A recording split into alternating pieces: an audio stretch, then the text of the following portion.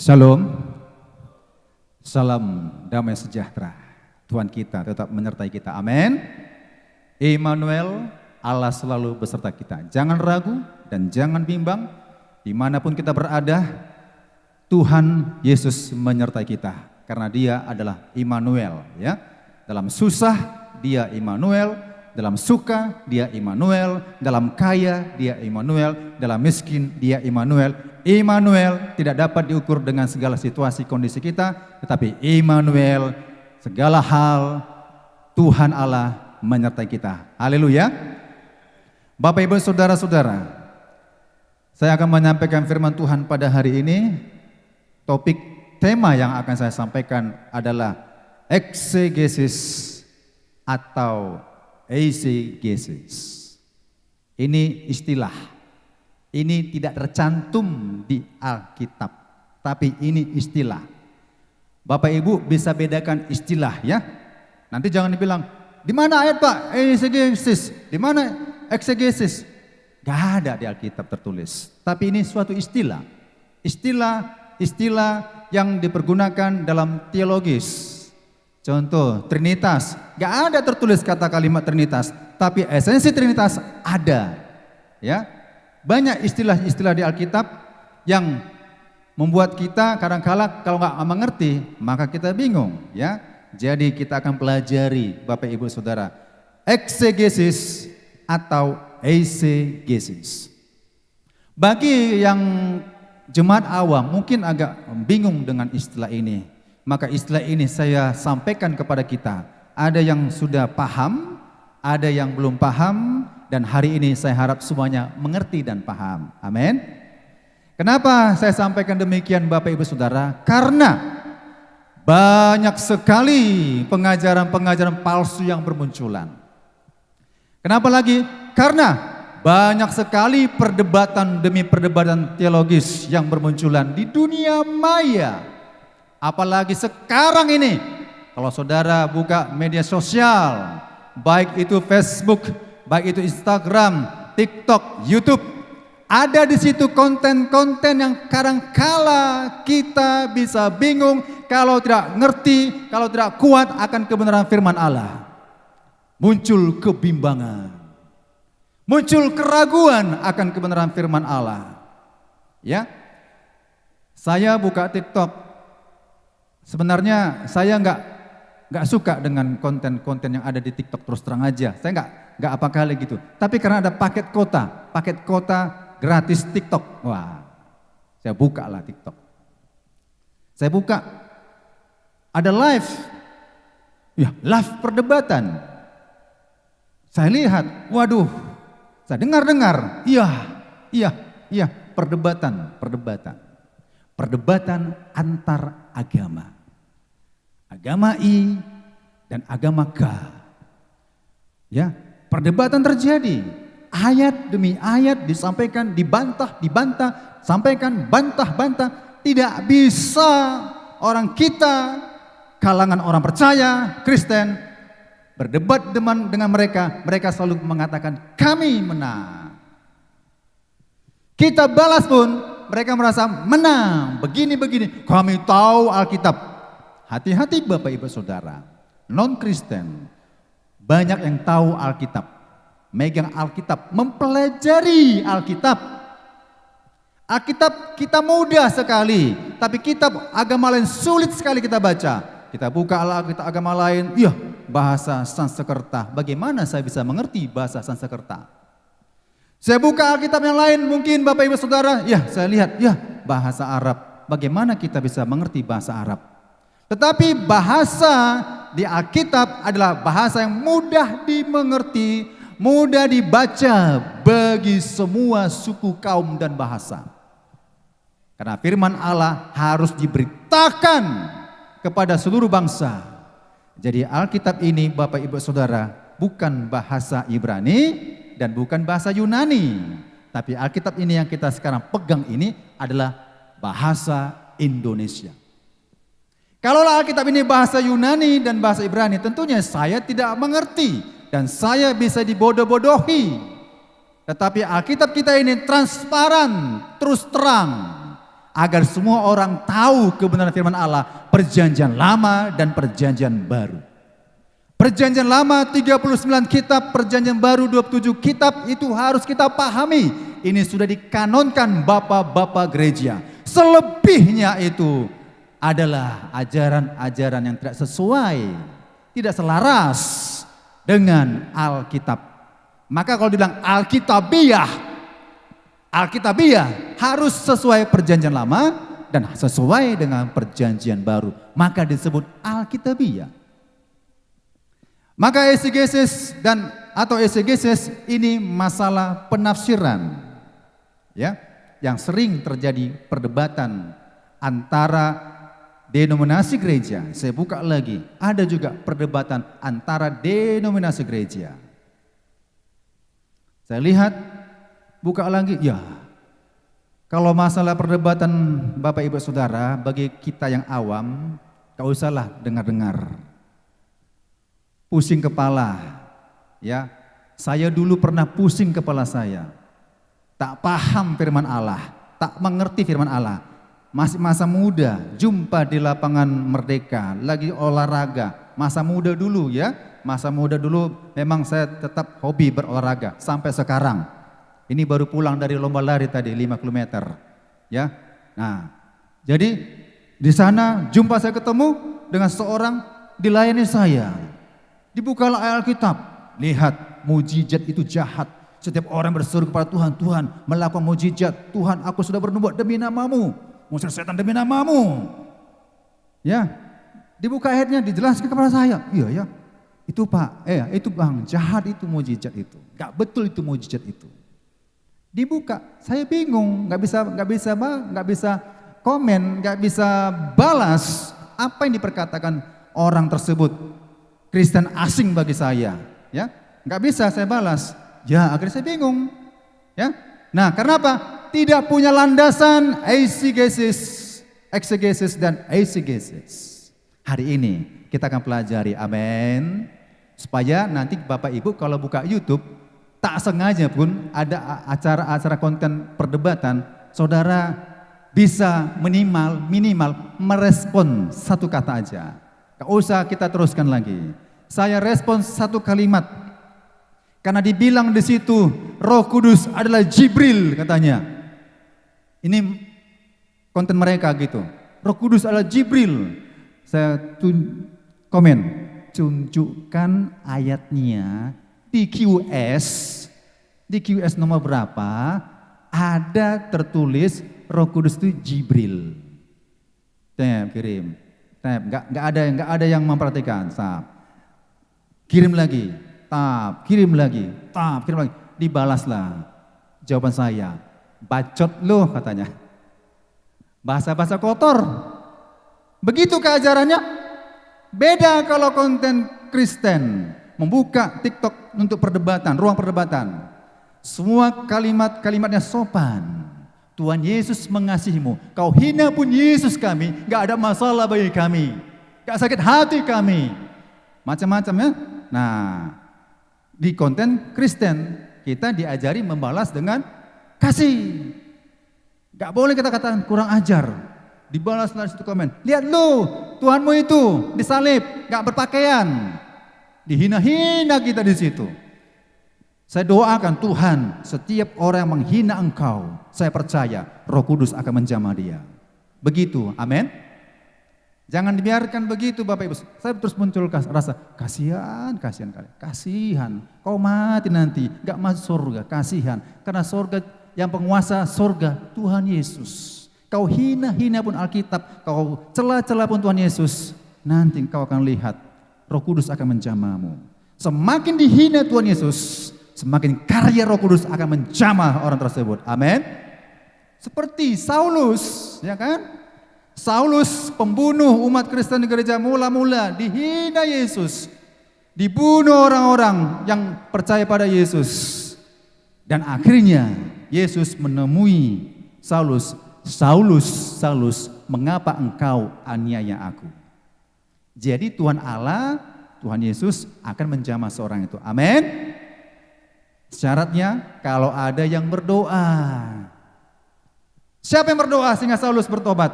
Stefanus. Ampuni mereka Tuhan karena mereka tidak tahu apa mereka perbuat. Sehingga Tuhan menjamah Saulus dan berubah nama menjadi Paulus. Amin. Nah, kita buka ayatnya Bapak Ibu Saudara. 2 Petrus 1 ayat 20 sampai 21.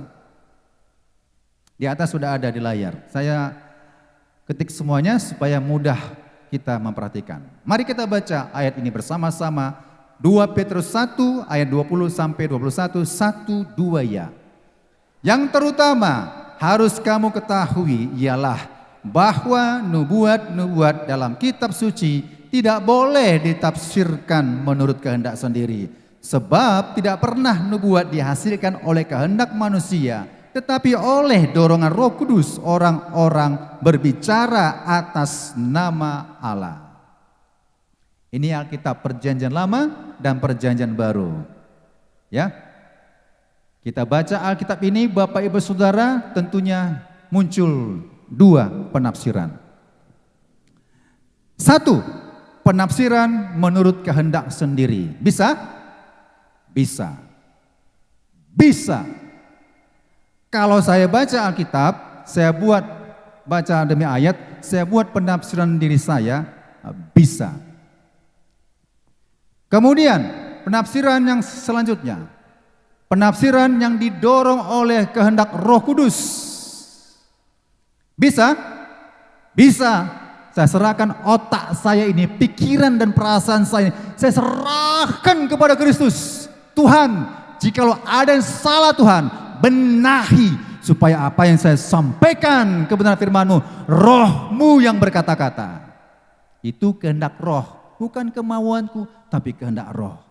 Maka itulah disebut eksegese. Roh Kudus memimpin kita, mengajari kita, sehingga kita mengerti ayat demi ayat. Kalau kehendak sendiri, gampang sekali. Makanya Bapak Ibu Saudara, sudah banyak ya kalangan non-Kristen membaca Alkitab, mereka menyelidiki Alkitab sama seperti orang Yahudi menyelidiki Alkitab. Bagus, tapi engkau tidak pernah datang kepadaku. Kita menyelidiki Alkitab Bapak Ibu Saudara supaya semakin dekat kepada Tuhan. Tapi mereka menyelidiki Alkitab mencari celah-celah kata-kata kalimat yang salah. Salah satu ya yang berbicara kalangan Kristen di konten perdebatan itu, KO Bapak Ibu Saudara. Ya, inilah ayatnya. Inilah, iya ya. Iya ya. Iya ya. Saya bantu di bawah. Tebarkan ayat. Yesus adalah Maha Kuasa. Wahyu 1 ayat 8. Supaya dia lihat baca. Saya enggak mau masuk ke situ, tapi saya bantu ayat-ayat di bawah, komen-komen di bawah. Supaya jangan terpengaruh. Iya ya. Iya ya. Nah, itu kehendak kemauan sendiri. Makanya baca Alkitab Bapak Ibu Saudara. Masa agama lain tamat membaca Alkitab, Perjanjian Lama, Perjanjian Baru. Makanya enggak ada istilah awam, istilah begini jemaat awam, enggak ada di Alkitab. Jemaat yang aktif. Gereja mula-mula semuanya jemaat yang aktif. Kristen yang aktif. Kristen yang beribadah, bertekun dalam pengajaran, bertekun dalam berdoa, bertekun dalam beribadah. Gereja mula-mula. Sehingga mereka kokoh dasarnya, kuat. Dibunuh pun aku enggak ada masalah, dihina pun aku enggak ada masalah. Yang penting aku bersama-sama dengan Tuhan Yesus. Amin. Maka ada dua ya, paham ya? Tafsiran manusia, tafsiran Roh Kudus. Nah, dalam 2 Timotius 3 kita mengerti ayat 16 Bapak Ibu Saudara. Jadi Alkitab ini adalah ilham Allah. Kalaulah saya tidak mengakui Alkitab ini, saya sesat. Bagi saudara Bapak Ibu tidak mengakui otoritas tertinggi Alkitab, Alkitab ini tulisan manusia, ya. Tapi kalau kita nggak akui, udahlah, udah lari itu, udah sesat itu. Walaupun dia bacanya, sampai-sampai tidak diakui Perjanjian Lama. Salah satu aliran Jesus only. nggak mengakui. Perdebatan mereka mengatakan api yang di semak belukar itu dewa. Dewa, ini udah parah kali nih. Tuhan yang kita sembah itu hanya Jesus. Gak boleh bilang debata, gak boleh bilang Allah, gak boleh bilang God, Theos, Kurios, tapi bilang Tuhan Yesus. Perjanjian lama Tuhannya Yahweh, perjanjian baru Tuhannya Yesus. Kita harus percaya Yesus, satu-satunya keselamatan dalam Yesus. Itu tidak eksegese namanya, itu exegese. Maunya dia sendiri. Benarkah demikian? Bapak Ibu Saudara, salah total. Tidak mengakui Alkitab satu-satunya otoritas tertinggi yang diilhamkan Allah, ajaran itu sesat. Pak, tapi mereka berdoa dalam nama Yesus. Setiap kalimat Allah ganti Tuhan. Setiap kalimat God ganti Tuhan. Setiap kalimat Theos ganti Tuhan. Pada mulanya Theos, itu dewa katanya. Aduh, pusing kepala saya kalau dengar begitu kan.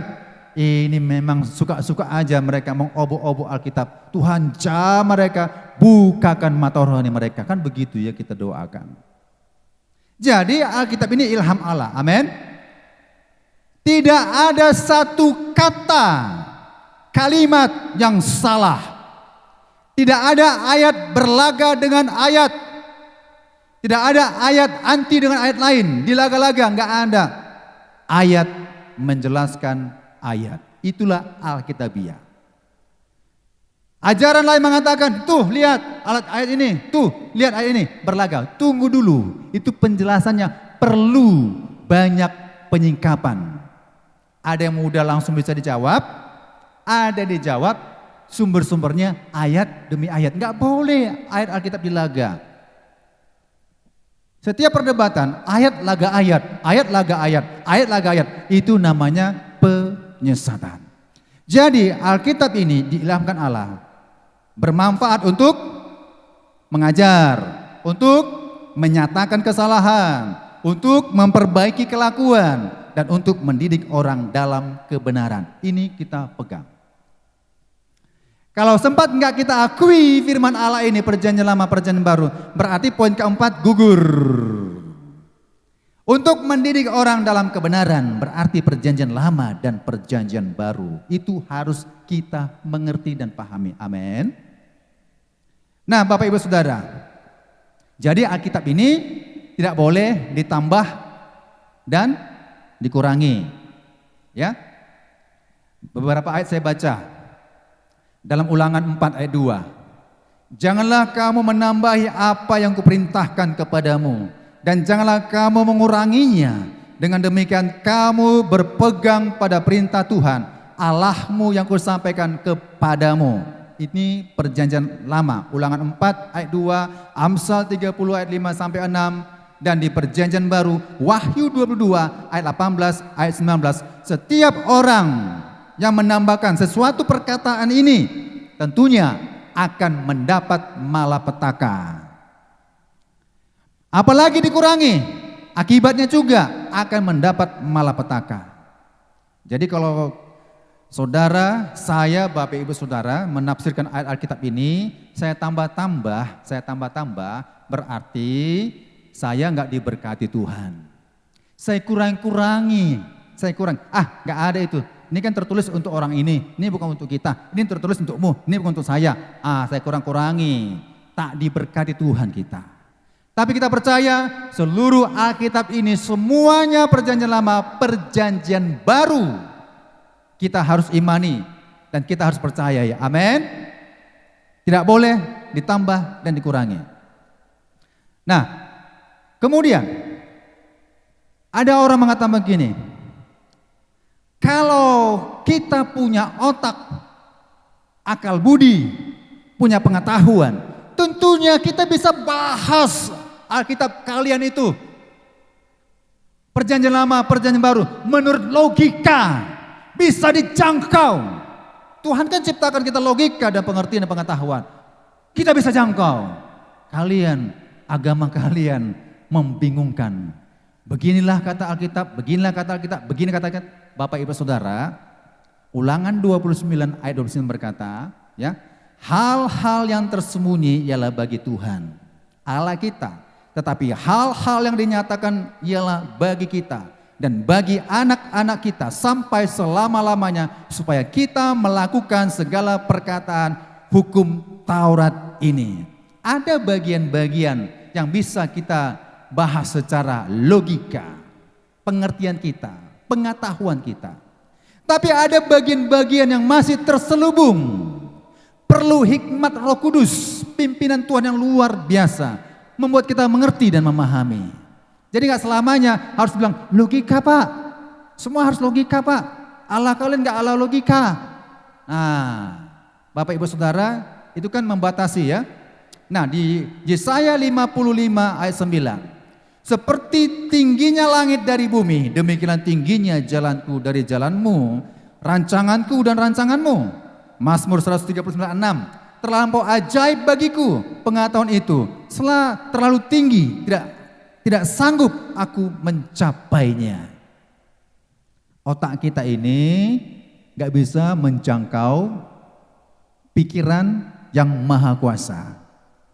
Haleluya.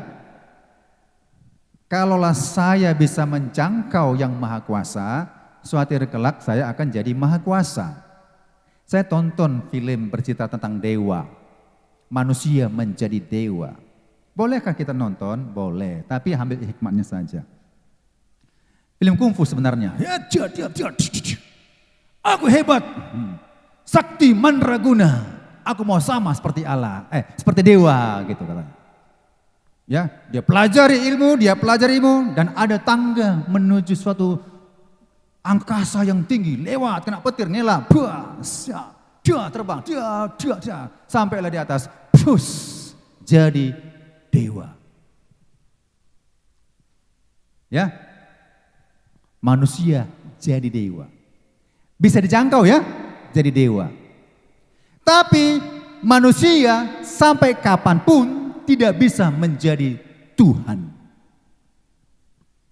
Tuhanlah yang bisa menjadi manusia. Sungguh luar biasa pengetahuan Tuhan. Tak dapat ku jangkau pengertianmu Tuhan. Tak dapat ku jangkau kemahakuasaanmu Tuhan. Di situ kita harus berpikir Bapak Ibu. Amin. Kalau dapat saya jangkau, ya, suatu pendidikan agama, saya belajar tentunya saya menjadi guru agama. Karena saya belajar dengan guru agama, saya bisa menjadi guru agama. Kan bisa. Menjadi mendokter, apalagi teknisi dan sebagainya. Dipelajari, akhirnya bisa. Tapi jangan coba-coba, pengetahuan Allah tak terjangkau. Kalau mungkin kita tak mengerti dengan firman Allah A dan B dan C di ayat ini, Tuhan tak terjangkau akal pikiranku Tuhan untuk mengerti firman-Mu ini. Tapi mana yang ku mengerti Tuhan, aku laksanakan. Kerap sekali saya membaca Alkitab Perjanjian Lama Perjanjian Baru, ada hal-hal yang tak saya mengerti. Kerap sekali saya baca Perjanjian Lama Perjanjian Baru, ada hal-hal yang meneguhkan iman saya semakin kuat. Berarti setiap pembacaan Alkitab ada yang belum kita mengerti. Tuhan berikan aku pengertian, maka Tuhan berikan hikmat. Kenapa? 2 Korintus 3 ayat 14 sampai 15 berkata demikian. Tetapi pikiran mereka telah menjadi tumpul, sebab sampai pada hari ini selubung itu masih tetap menyelubungi mereka jika mereka membaca Perjanjian Lama itu tanpa disingkapkan, karena hanya Kristus saja yang dapat menyingkapkannya. Bahkan sampai pada hari ini, setiap kali mereka membaca kitab Musa, Perjanjian Lama ya, ada selubung yang menutupi hati mereka. Jadi ada selubung menutup, ya. Saya baca pun secara logos saya mengertinya, menafsirkannya. Oh begini dan begitu, oh begini dan begitu. Bapak Ibu Saudara, belum tersingkap. Supaya tersingkap rahasia kerajaan Allah, datanglah kepada Tuhan Yesus. Itu jawabannya. Mengapa terjadi perdebatan ini? Gak mengerti rahasia kerajaan Allah. Rahasia kerajaan Allah hanya diberikan kepada pengikut Yesus. Rahasia kerajaan Allah tidak pernah diberikan kepada orang non-Kristen. Paham itu? Sampai kapanpun mereka menafsirkan Alkitab itu, gak selamat. Karena gak datang kepada Kristus. Kalau datang kepada Yesus, menyelidiki kitab suci ini, Bapak Ibu Saudara, mendatangkan keselamatan. Tapi kalau mencari gara-gara, baca ini, cari salah. Bisa ditemukan, 1.000.000 ayat pun bisa ditemukan. Bisa. Tapi ketika kita membaca Alkitab ini, Tuhan kok begini ya penjelasannya. Ada referensi ayat demi ayat untuk menjelaskan. Pimpin aku Tuhan, maka disingkapkan Roh Kudus rahasia kerajaan Allah tersebut. Amin. Ya. Nah, sekarang kita lihat eksegesis. Apa itu eksegesis? Yang pertama, berasal dari bahasa Yunani ya, yaitu exegestai. Maknanya apa? Menuntun keluar. Ya, ayat ini keluar dia. Kalau mungkin kita lihat kacamata, ayat ini keluar, tengen gitu, menuntun keluar. Ayat yang menunjuk kepada kita, gitu. Akulah jalan kebenaran dan hidup. Tak seorang pun datang kepada Bapa kalau tidak melalui aku. Ayat itu datang. Ya. Jadi secara hurufiah menuntun keluar dari. Apalagi eksegesis itu? Eksposisi atau penjelasan dari sebuah teks Alkitab berdasarkan analisa yang seksama dan objektif. Bapak Ibu temukan ayat 1 gak bisa langsung ditafsirkan menurut kehendak kita. Cari dukungan referensi ayat demi ayat. Itu namanya dimaksud analisa. Amin. Apalagi eksegesis itu? Eksegesis itu adalah penafsir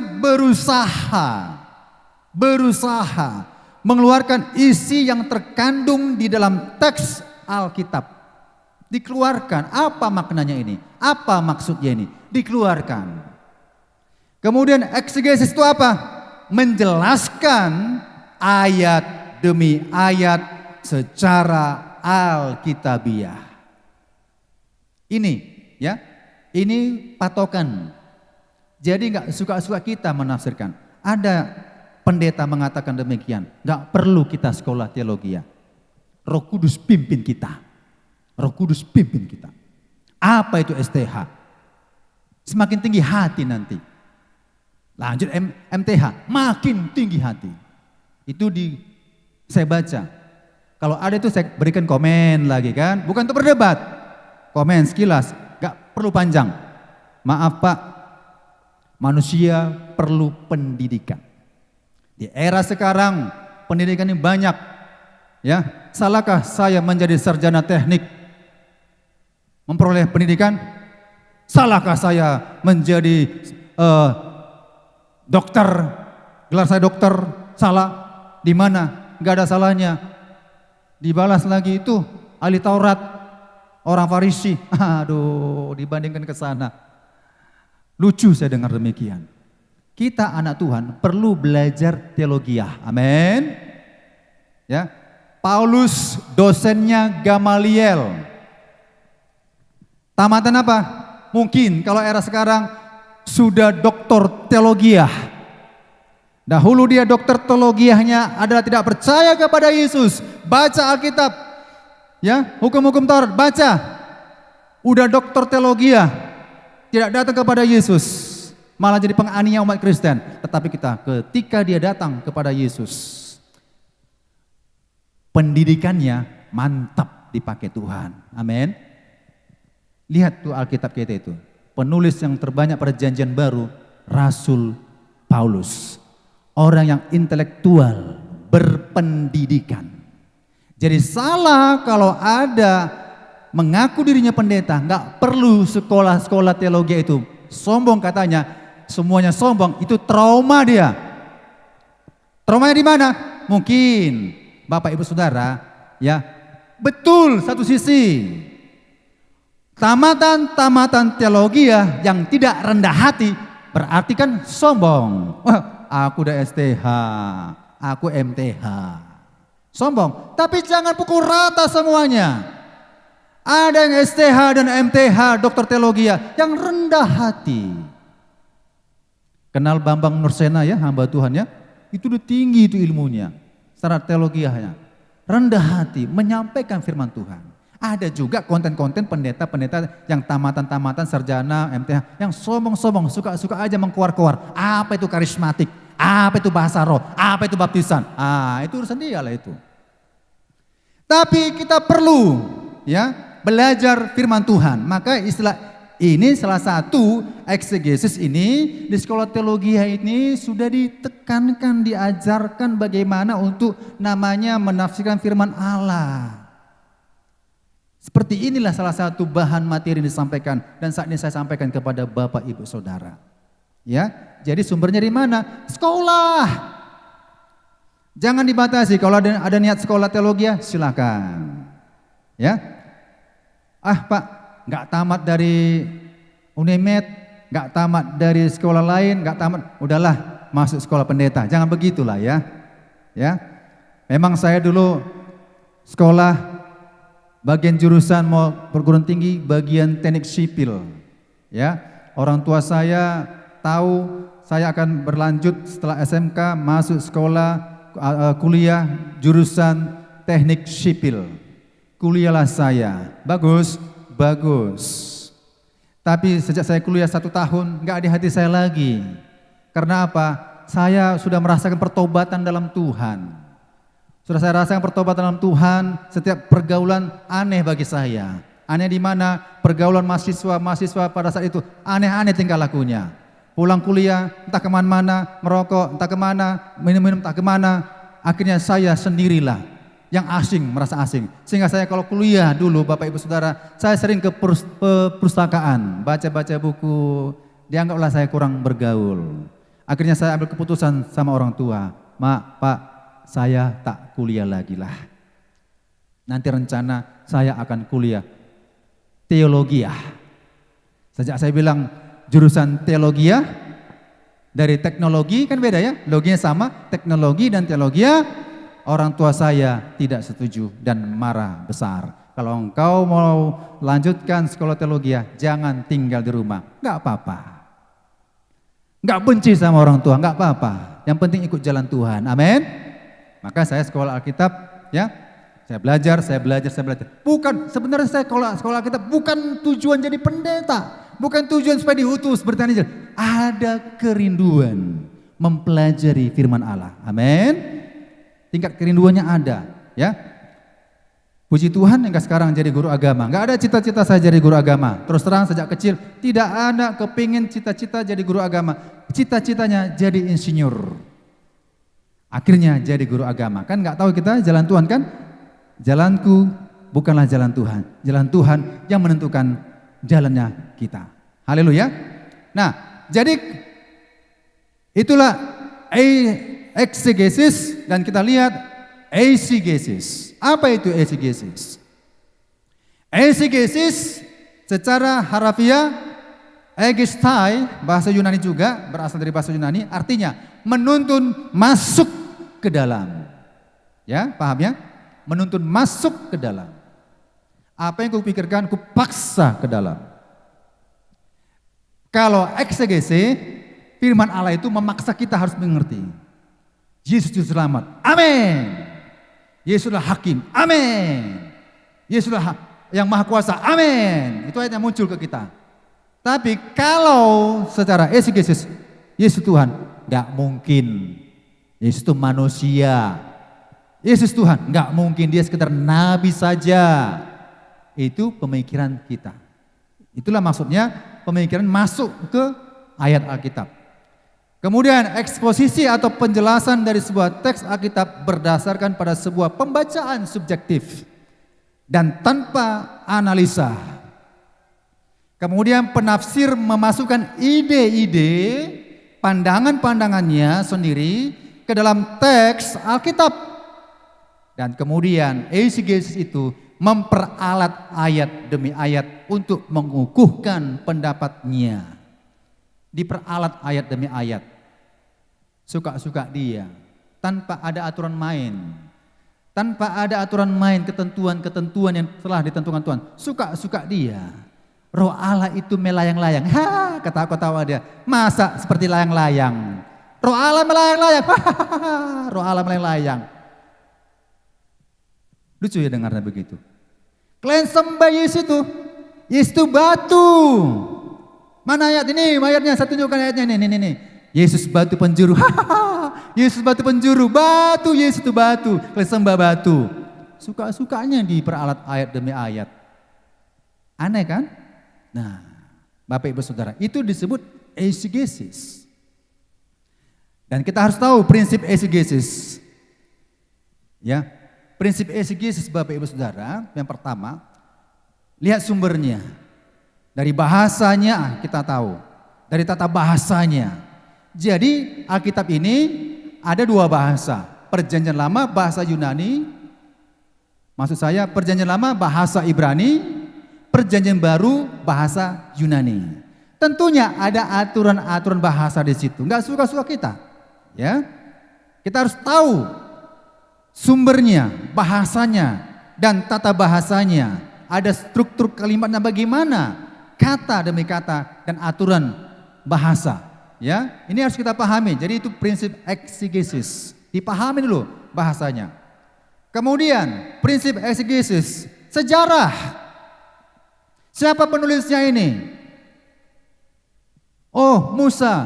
Ini Daud. Oh, ini Ayub. Itu kan sejarah. Baca lagi Perjanjian Lama, Perjanjian Baru. Lihat sejarah. Jadi kita perhatikan sejarahnya dari masa demi masa. Jadi penulisan ini sudah melebihi kira-kira 16 abad, maka terjadilah Alkitab kita ini disempurnakan, dikanonkan, ya. Sejarah, paham. Kemudian kita lihat prinsip eksegesis, budaya. Dari sudut budaya kita perhatikan Bapak Ibu Saudara.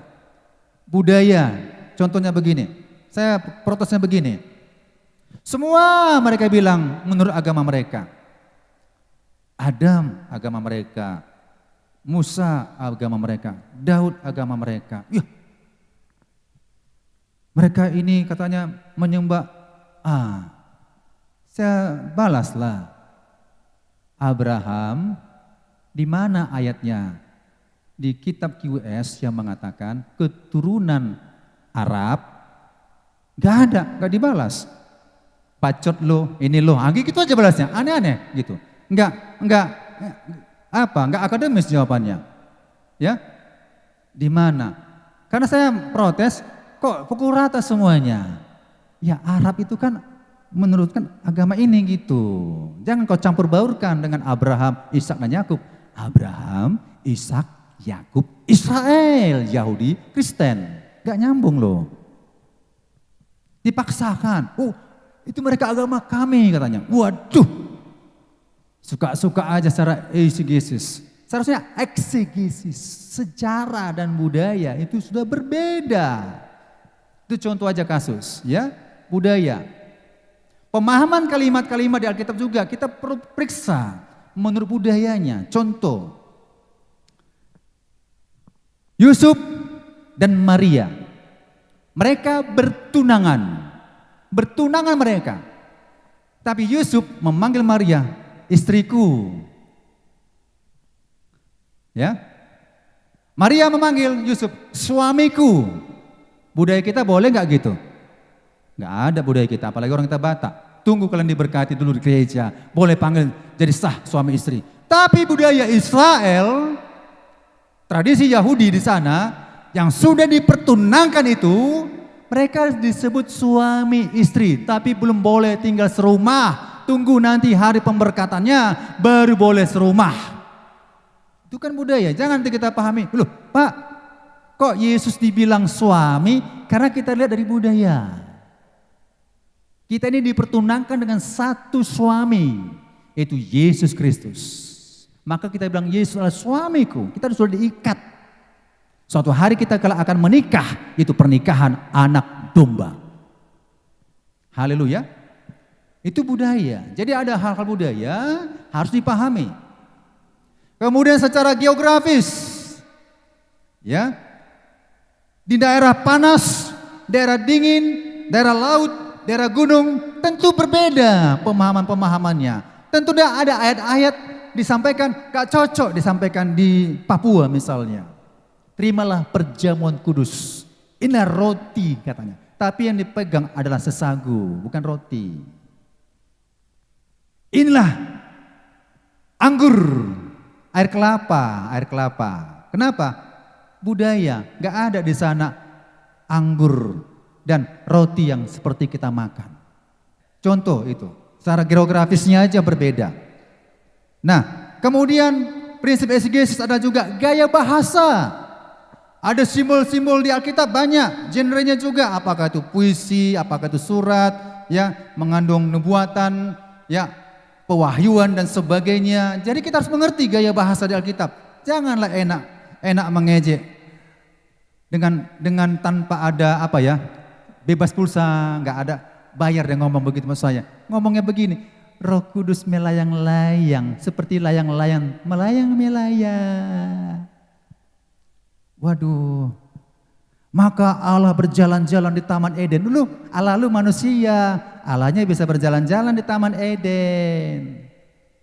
Di kitab Mazmur, ya, apalagi angin-angin bersorak-sorai dan bertepuk tangan. Aneh, masa bisa angin-angin bertepuk tangan, gunung-gunung bersorak-sorai. Itu majas, gaya bahasa. Jangan kita bayangkan nanti, oh betul ya, waktu di Taman Eden, Yesus datang, Tuhan datang ya, dalam perjanjian lama Tuhan dibilang datang, berjalan-jalan di Taman Eden. Apakah seperti itu logika kita? Oh dia manusia berjalan-jalan.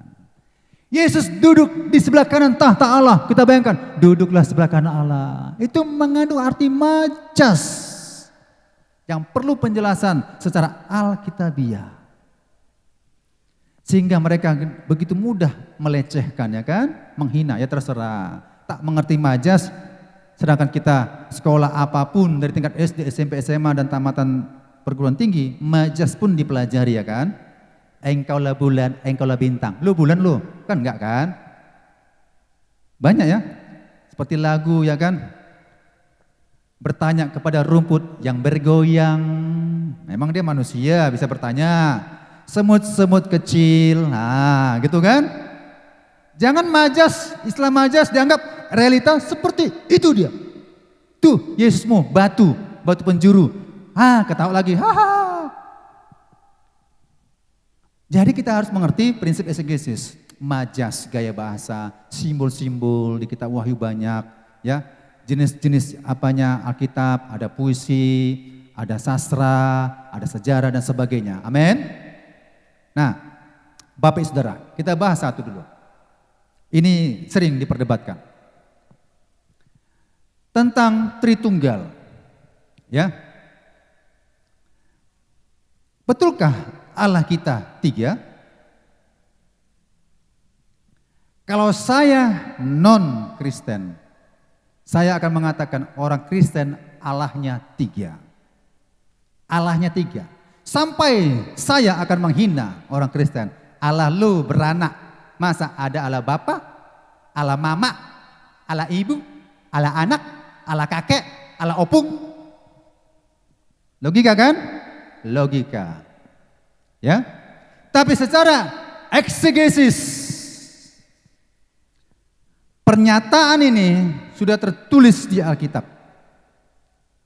Kejadian 1 ayat 26. Berfirmanlah Allah, baiklah kita menjadikan manusia menurut gambar dan rupa kita. Siapakah kita yang dimaksud? Tentunya Allah. Dibalas, enggak Allah itu malaikat. Malaikat berfirman. Dari mana wewenangnya malaikat berfirman?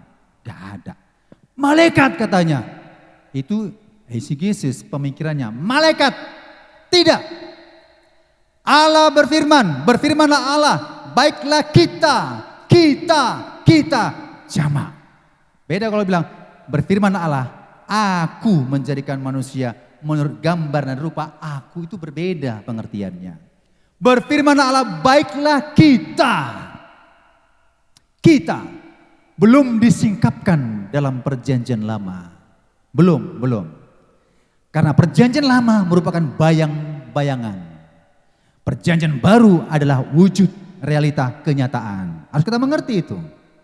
Seluruh nubuatan di Alkitab banyak di perjanjian lama merupakan bayangan dan wujudnya adalah Kristus. Kita ini maksud itu adalah Allah, Elohim. Bahasa Ibraninya Elohim, jamak. Jadi Allah itu jamak, cuma kita nggak ngerti. Sementara di ayat lain Allah itu Esa, berarti Allah itu Esa satu. Secara istilah di Alkitab tidak ditemukan istilah Trinitas, tidak ditemukan istilah Tritunggal, nggak temukan. Sampai kapanpun Bapak Ibu baca nggak temukan. Tapi itu istilah, sama seperti eksegesis itu istilah. Dan banyak juga kalau kita menggunakan kata-kata bahasa Indonesia, banyak istilah-istilah yang kita ungkapkan yang tidak tercantum di Alkitab. Karena sekarang adalah bahasa-bahasa yang cukup modern, sudah berkembang dalam dunia pendidikan. Bagaimana supaya saya mengistilahkan itu? Maka bapak-bapak gereja mengistilahkan itu adalah Trinitas. Mengistilahkan itu. Ya. Di dalam ada, maknanya ada. Tapi istilahnya apa? Contohnya saya baca. Apalah buat istilahnya ini ya? Kok kita ya? Apa ya? Maka bapak-bapak gereja sepakat istilahnya itu adalah Tritunggal atau Trinitas. Allah itu Esa, tapi dia memiliki 3 pribadi. Kenapa dia bilang Esa? Karena tak akan pernah bisa terpisahkan. Di komen lagi, itulah nanti Allah Bapa berantem dengan Allah Anak berantem dengan Allah Ibu berantem dengan Allah Kakek. Aduh, memangnya dewa bisa berantem ya, dewa Zeus, dewa Artemis, mereka bisa berantem. Allah nggak bisa berantem, Allah itu kasih. Tanpa ada ciptaan kita ini, Tuhan mencipta manusia, Allah itu kasih. Kasih yang menyatukan. Maka itulah disebut Trinitas atau Tritunggal. Kejadian 11 ayat 7 juga mengatakan, baiklah kita turun dan mengacaukan di sana bahasa mereka. Peristiwa Babel, Menara Babel. Allah mengatakan kita turun. Kita. Jamak ya. Allah itu kita. Menggunakan kata kita. Dan juga dalam Yohanes 17 ayat 21. Di perjanjian baru kita lihat. Itu perjanjian lama. Di perjanjian baru dinyatakanlah siapa Tritunggal Allah itu. Supaya mereka semua menjadi satu, sama seperti Engkau ya Bapa dalam aku dan aku di dalam Engkau, agar mereka juga di dalam kita. Matius 28 ayat 19. Karena itu pergilah, jadikanlah semua bangsa muridku dan baptislah mereka dalam nama Bapa, berbeda dengan Anak, berbeda dengan Roh Kudus. Maka disebut Bapa, Anak, dan Roh Kudus. Pemahaman Jesus only begini. Yesus adalah Bapa, Yesus adalah Roh Kudus. Ada yang komen, jadi bagaimana waktu itu Yesus salib? Sama siapa dia berbicara? Oh, begini perumpamaannya, seperti balon. Balon, diembus. Balon ya, balon. Nah, itu Roh Kudus, Roh Allah itu, Roh Allah Bapa itu masuk ke tubuh Yesus. Ya, jadi dia maha kuasa. Dia bisa juga ngomong, dia juga maha kuasa. Lucu juga dengar kayak begitu, saya dengar. Jadi ketika balon itu pecah, kembali bergabung ke udara selanjutnya. Begitu yang maha kuasa katanya. Itu ilustrasi yang konyol. Allah itu nggak bisa dianalogikan. Haleluya. Saya analogikan, saya bisa bingung. Kok begitu ya? Tapi ini bukan bermaksud menganalogikan Allah supaya kita paham, mempermudah kita paham. Seperti kita, Allah berfirman, marilah kita menciptakan manusia menurut rupa dan gambar kita. Saya ada tubuh, saya ada jiwa, saya ada roh. maka saya Tritunggal manusia. Tapi itu nggak boleh. Ini hanya pemahaman secara supaya kita paham aja. Tapi secara analog nggak bisa. Dia itu Bapa, Anak, dan Roh Kudus. Nggak bisa logika kita menjangkau pengetahuan Allah tersebut. Maka dinyatakanlah Bapa, Anak, Roh Kudus. Inilah hakikat esensi Allah. Bapa adalah Allah, Anak adalah Allah, Roh Kudus adalah Allah. Pak, mengapa demikian?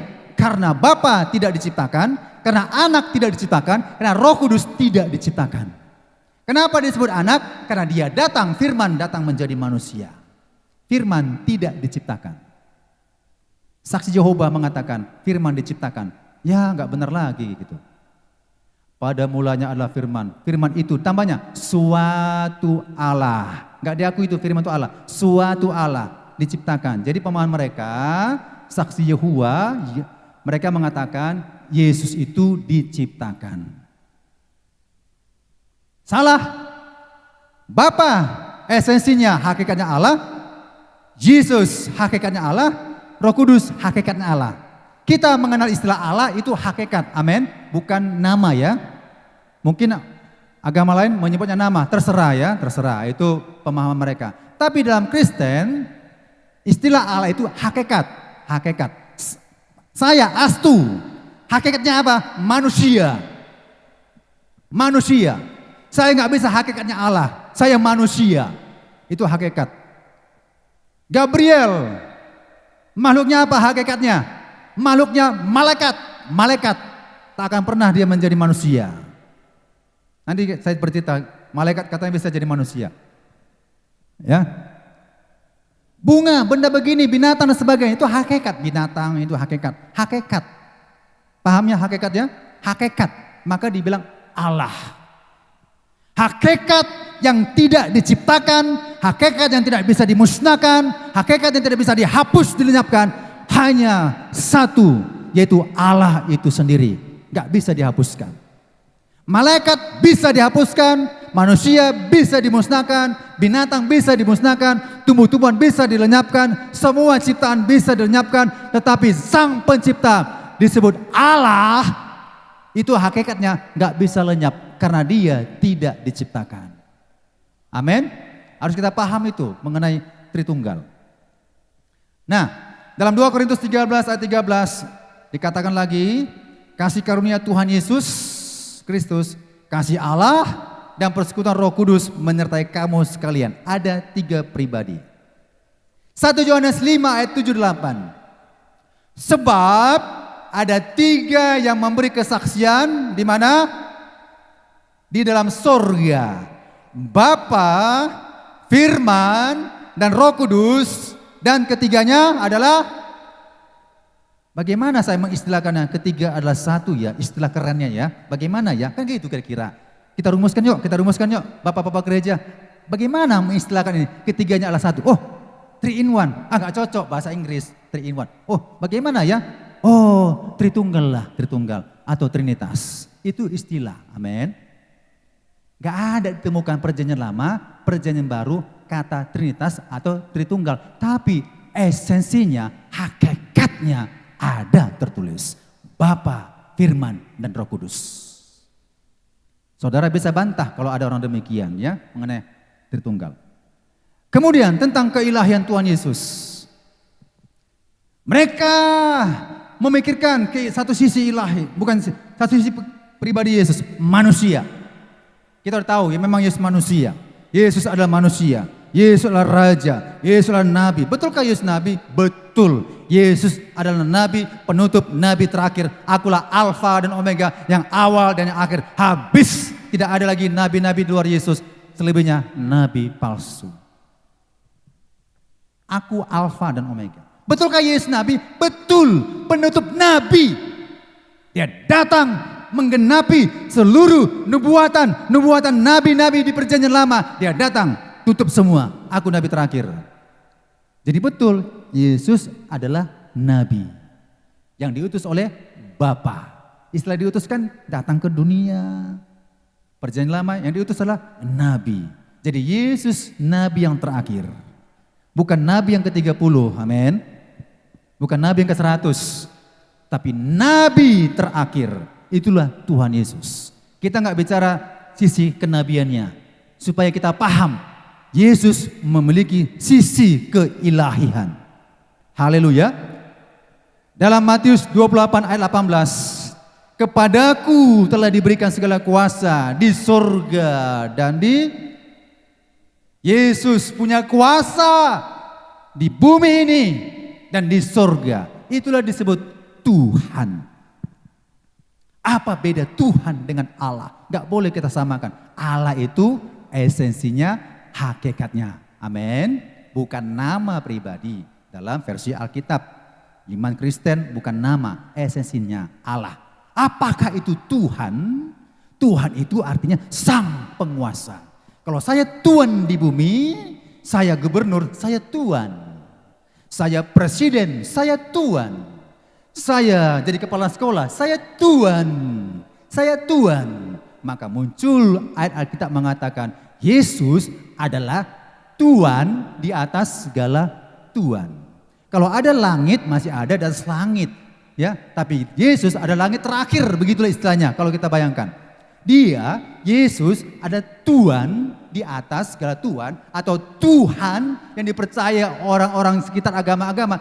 Tuhanmu itu, tapi Tuhanmu itu di atas Tuhanku. Tuhanmu lagi ada, tapi di atas itu Tuhanku lagi.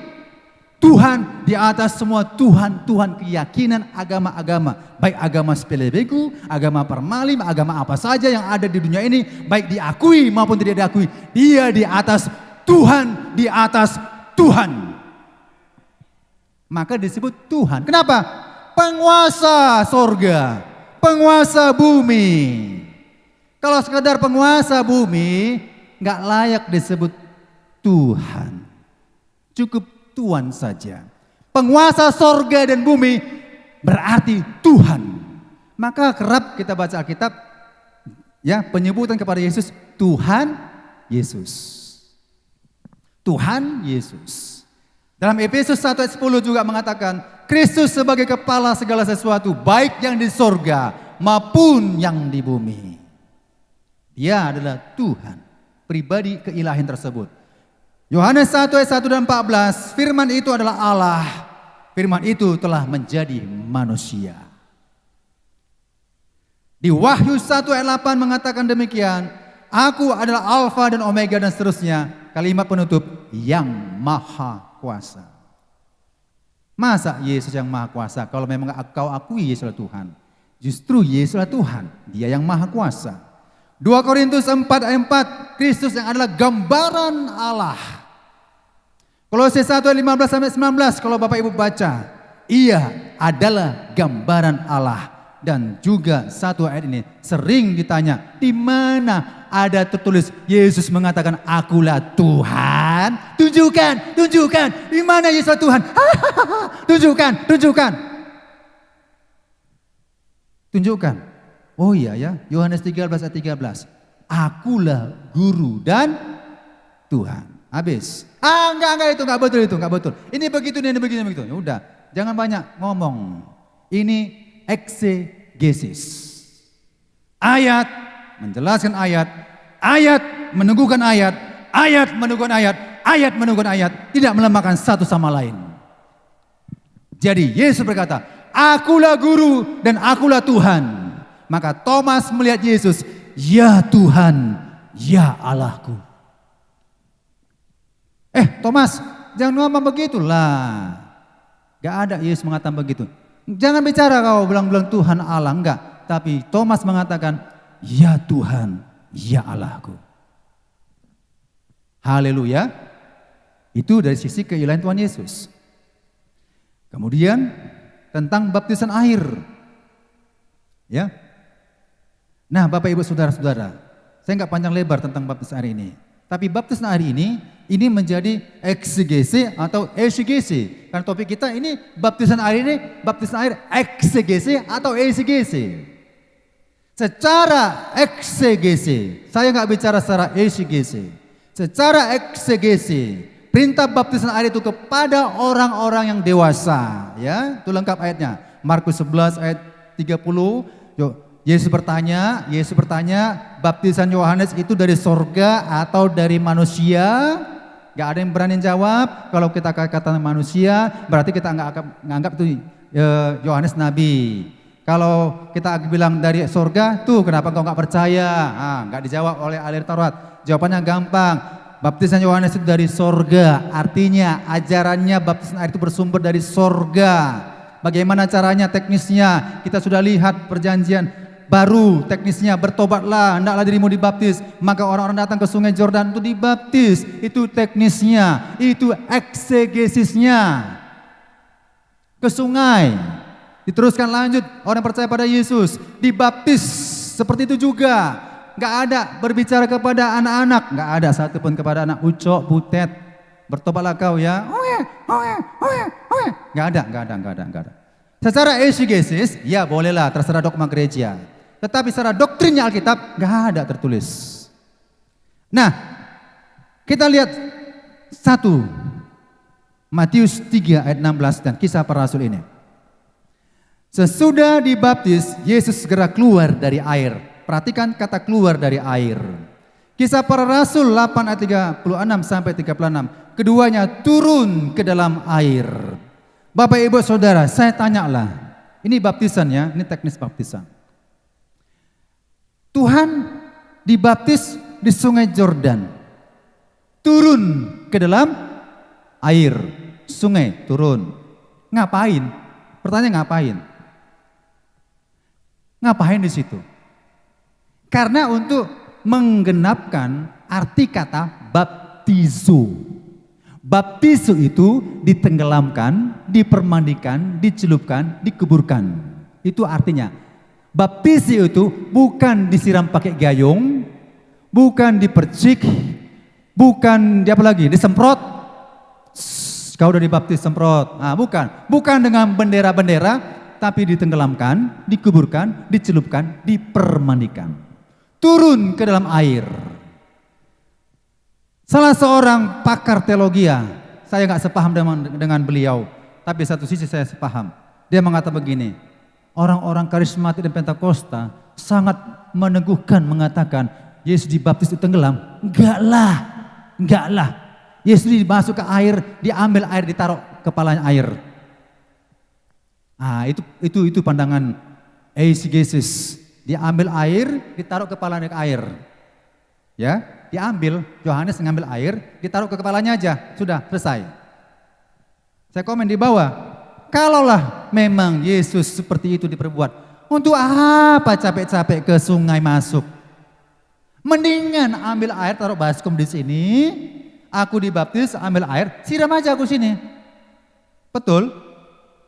Ini ngapain ke sungai? Capek-capek ke sungai Islam mau dibaptis. Ya taruh aja air di sini, ember besar air. Udah, saya ambil, mandikanlah saya, mandikan. Nah, saya dibaptis. Secara eksegesis, Yesus masuk ke dalam air berarti dibenamkan. Amin. Orang sida-sida dicelupkan. Maka disebut keluar dari air. Kalau saya masuk dalam air, maka saya keluar dari air. Baptizo itu artinya, itulah eksegesisnya. Haleluya. Yang terakhir. Banyak ya tentang polemik tentang pembahasan Alkitab jadi perdebatan. Ya, tapi yang terakhir ini tentang manusia. Apakah betul malaikat bisa jadi manusia? Bapak Ibu Saudara-saudara, ada juga pemahaman Kejadian 6 ayat 24, Kejadian 6 dan 4 itu ya, secara eisegesis mengatakan malaikat itu menikah. Malaikat itu menikah dan melahirkan raksasa, orang-orang kenamaan. Ya. Betulkah malaikat itu bisa menikah? Betul. Hakikat tidak bisa dilewati. Saya hakikat manusia, saya akan pernah bisa melewati hakikat menjadi malaikat. Malaikat, hakikatnya malaikat tak akan pernah bisa melawan kodratnya sebagai malaikat menjadi bisa menikahi manusia. Pak, itu ayatnya ada. Tunggu dulu lah, jangan ayat ini ditutup satu ayat. Eksegesis dulu kita. Eksegesis kita. Pertanyaannya, kalaulah malaikat menikah dengan manusia, berarti ada manusia keturunan malaikat. Sampai sekarang ada manusia keturunan malaikat. Kalau ada, siapakah dia? Sampai sekarang saya nggak pernah temukan manusia keturunan malaikat. Aku setengah malaikat, aku setengah manusia. Kodrat tidak bisa dilewati. Kalau saya manusia, saya gak akan pernah bisa menjadi kodratnya binatang. Gak bisa. Malaikat gak bisa melewati kodratnya menjadi manusia. Itu sudah kodratnya Bapak Ibu Saudara. Kecuali Sang Maha Ilahi, Maha Kuasa. Mana lebih mungkin atau Allah menjadi manusia? Ya, Allah bisa segala-galanya. Di Alkitab Allah bisa menampakkan diri seperti malaikat. Perjanjian Lama Allah bisa menjadi manusia. Hanya Allah yang berhak. Karena dia Maha Kuasa. Malaikat bukan Maha Kuasa. Jadi ayat ini Bapak Ibu Saudara bukan menunjukkan kepada anak-anak Allah ini, istilahnya kepada malaikat. Saya pernah sampaikan khotbah ini. Ini adalah keturunan Set. Ya, gak perlu saya panjang lebar. Tapi kita ambil satu ayat, Kisah Rasul 17 ayat 26, ayat terakhir. Kita baca ayat ini bersama-sama. 1, 2 ya. Dari satu orang saja ia telah menjadikan semua bangsa dan umat manusia untuk mendiami seluruh muka bumi, dan ia telah menentukan musim-musim bagi mereka dan batas-batas kediaman mereka. Dari satu orang saja. Siapakah dia? Adam. Ia, Tuhan, telah menjadikan semua bangsa dan umat manusia untuk mendiami seluruh muka bumi. Dari satu orang. Jadi tidak ada keturunan malaikat manusia. Haleluya. Pithecanthropus erectus itu bagaimana Pak? Panjang lagi ceritanya kan. Manusia-manusia begitu. Tapi ingat, yang penting yang kita pahami, tidak ada makhluk lain yang sama seperti kita di muka bumi ini. Hanya manusia. Jadi malaikat tidak akan pernah bisa menikahi manusia. Kenapa? Anatominya berbeda. Ya, perintah untuk menikah hanya kepada manusia. Beranak cuculah. Firman Allah berkata. Tidak pernah ada ayat Alkitab mengatakan beranak cuculah malaikat. Tidak ada, karena malaikat tidak memiliki tubuh fisik dan malaikat tercipta dengan jumlah yang sudah ditentukan Tuhan. Manusia bisa bertambah semakin bertambah, bisa berkurang semakin berkurang karena beranak cucu. Tapi malaikat sudah permanen jumlahnya. Tidak beranak cucu di sana. Kesimpulan Bapak Ibu Saudara, stop mencomot ayat dan dilepaskan dari konteksnya. Stop itu ya.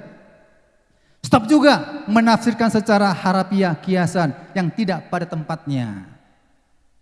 Stop juga menyalahkan terjemahan Alkitab. Maka kita butuh Bapak Ibu referensi terjemahan Alkitab yang lainnya. Jangan menyalahkan. Memang kita orang pintar ya. Udah hebat sekali kita menyalahkan. Ini selalu sering salah. LI salah. LI salah. Lembaga alat iblis katanya. Lembaga alat iblis. Udahlah penghujatan. Jangan menyalahkan terjemahan Alkitab. Stop kemudian tidak mengakui otoritas Alkitab. Kalau ini dilakukan, kemungkinan peluangnya akan besar menjadi orang-orang penafsir eisegesis. Maka kita Bapak Ibu Saudara pada hari ini kita sudah mengerti, ini dasar bagi kita supaya kita dibentengi kebenaran firman Allah. Jangan goncang, jangan ragu, jangan bimbang. Kalaupun ada hal-hal nanti di luar Bapak Ibu Saudara temukan di media sosial atau dalam pergaulan sehari-hari, kalaupun kita nggak bisa jawab, lebih baik kita diam saja. Amin. Kalau dijawab mereka mau terima, puji Tuhan. Kita ngomong, saya ngomong kalau ada begitu. Kita ini mau berdebat atau berdialog? Berdebat Pak. Stop, saya nggak mau berdebat. Jadi maunya apa Pak? Berdialog. Berdialog itu tidak menentukan menang atau kalah, ya. Berdialog itu adalah berbicara. Lawan kata, oh ya ya, begitu ya, begitu ya. Jadi stop Bapak Ibu Saudara, hal-hal yang poin-poin ini supaya kita tetap memahami firman Allah secara eksegesis. Amin. Tuhan Yesus memberkati kita akan menyembah Tuhan. Haleluya.